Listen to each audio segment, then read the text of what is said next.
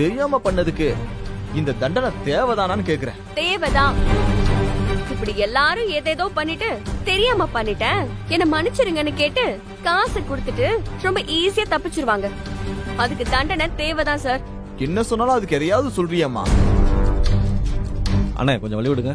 யோ யோ எங்க போற? விமலாக்கா எப்படி சார் இருக்காங்க? இப்ப நல்லதா இருக்காங்க. நீ யாரு? Auto driver sir. தெரிஞ்ச அக்கா சார் அவங்க. விமலாக்காவை சுடும்போது நான் அங்கதான் சார் இருந்தேன். சுடும்போது பக்கத்துல இருந்தியா? இப்ப வர்ற? ஸ்கூல் சவாரி சார். சின்ன பிள்ளைங்களை பாதியிலே விட்டுட்டு எப்படி சார் வர முடியும்? அதனால அவங்கள விட்டுட்டு வந்தேன் சார். சார் சுட்டவனை பிடிச்சிட்டீங்களா சார்? இதோ இங்க நிக்கிறான் பாரு.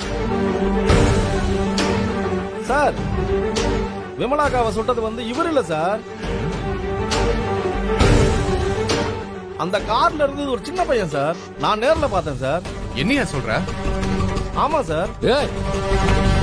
சார் அவன் ஏதோ தெரியாம சொல்றான் சார். சார் நான் தான் அவங்கள சுட்டேன்னு சொல்லிட்டு இருக்கேன்ல. நீ என்னமோ உனக்கு தெரிஞ்ச மாதிரி சொல்லிட்டு இருக்க. சுட்டவன் நானே சொல்றேன். நீ யாருடா? போடா போடா. தம்பி வாப்பா, தம்பி வாப்பா, சொன்னா கேளு தம்பி. ஓ கர்நாடகா ஒத்துக்கிட்டான்ல, அப்புறம் என்ன சார்? அவனை அரெஸ்ட் பண்ணி கூட்டிட்டு போங்க. சார் இவர் இல்ல சார். எப்பா போலீஸ்க்கு தெரியாதா? வாப்பா. ஏய் பாண்டி அண்ணா.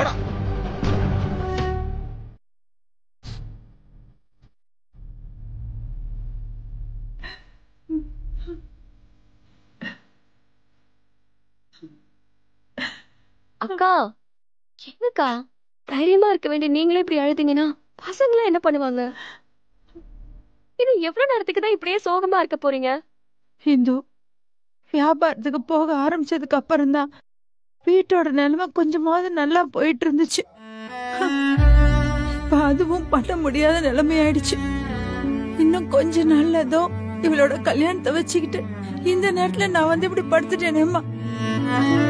என் பொண்ணு கல்யாணத்தை எப்படி நடத்த போறேன்னு நினைச்சாலே எனக்கு ரொம்ப பயமா இருக்கு. அதெல்லாம் நினைச்சு நீங்க கவலைப்படாதீங்கக்கா. நடக்க வேண்டியதெல்லாம் கரெக்டா நடக்கும். அப்புறம் நாங்களே எதுக்கு இருக்கோம்? உங்களுக்கு ஒண்ணுனா நான் பாத்துக்க மாட்டேனா? மா நீ கவலைப்படாதம்மா, நான் வேலைக்கு போறேன். நான் வியாபாரத்தை பாத்துக்கிறேம்மா. டேய் என்ன மாதிரியே நீ தினம் மார்க்கெட்டுக்கு போய் வியாபாரம் பண்றதுக்காக விட உன்னை கஷ்டப்பட்டு படிக்க வைக்கிறேன். பின்னம்மா நீ இந்த ஒரு நிலைமையில இருக்கும்போது கூட நான் உனக்கு ஹெல்ப் பண்ணலன்னா எப்படிமா? அக்கா கல்யாணம் வேற வருது இல்ல. இப்போதைக்கு எனக்கு கல்யாணம் வேண்டாம்மா. முதல்ல எல்லாம் சரியாகட்டும், அப்புறம் பாத்துக்கலாம். ஐயோ கடவுளே, என் பொண்ணு பேசுறத கேட்டியா இந்து? இந்த நேரத்துல எனக்கு இப்படி ஒரு நிலைமை வரணுமா? இங்க பாருங்க, நீங்க 2 பேரும் அம்மாவுக்கு ஹெல்ப் பண்றங்கிற பேர்ல இந்த மாதிரி தப்பான முடிவெல்லாம் எடுக்க கூடாது. என்ன பண்றதுன்னு நம்ம யோசிக்கலாம். இவங்களுக்கு ஒண்ணும் இல்ல, சீக்கிரமாவே அக்கா சரியாகி வீட்டுக்கு வந்துருவாங்க.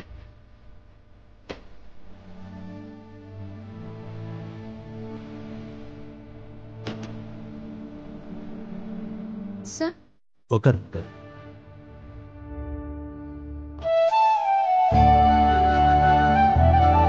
டாக்டர் செக் பண்ணிட்டாங்க.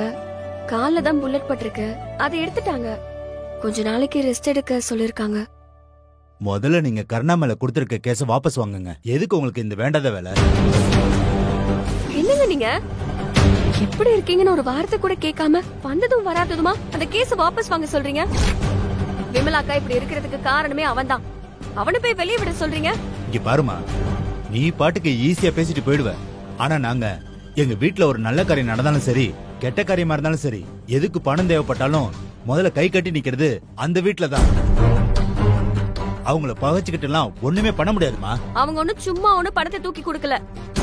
கொடுக்கற பணத்துக்கு மீட்டர் வட்டி வாங்குறாங்க. அவங்க பணம் கொடுக்கறதால அவங்க பண்ற தப்பெல்லாம் தட்டி கேட்க கூடாதா? கேட்டு என்ன பண்ண போறீங்க? அந்த குடும்பத்தை பத்தி எனக்கு நல்லா தெரியும்.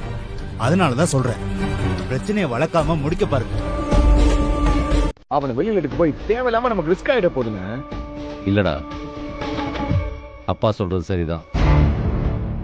அவனை வெளியே எடுக்காம விட்டாதான் ரிஸ்க் ஆயிடும். நீ முதல்ல அந்த இன்ஸ்பெக்டருக்கு ஃபோன் பண்ணி பேசு. எக்காரணம் கொண்டோம் நம்ம பையன் அதில் சம்மந்தப்பட்டிருக்கிறதோ துப்பாக்கி விஷயமோ வெளியே தெரியக்கூடாது. அதுக்கு என்ன பண்ணணுமோ அந்த இன்ஸ்பெக்டரை அதை பார்த்துக்க சொல்லு. அவனுக்கு தேவையானது தானாக வந்து சேரும்னு அவனுக்கு சொல்லு. போய் பேசு போ.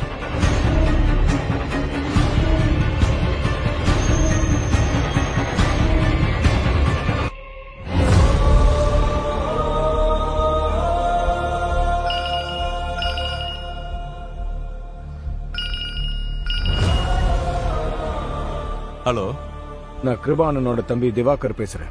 சொல்லுங்க சார். கர்ணா மேட்டர் என்னாச்சு? ஹாஸ்பிட்டல்ல பெரிய பிரச்சனையாகி இப்பதான் அவனை அரெஸ்ட் பண்ணி ஸ்டேஷனுக்கு கூட்டிட்டு வந்திருக்கேன். அவன் நம்ம கிட்ட வேலை பார்க்கறவன் தான். எஃப்ஐஆர் ஒன்றும் போடலையே. அதெல்லாம் எதுவும் போடல சார்.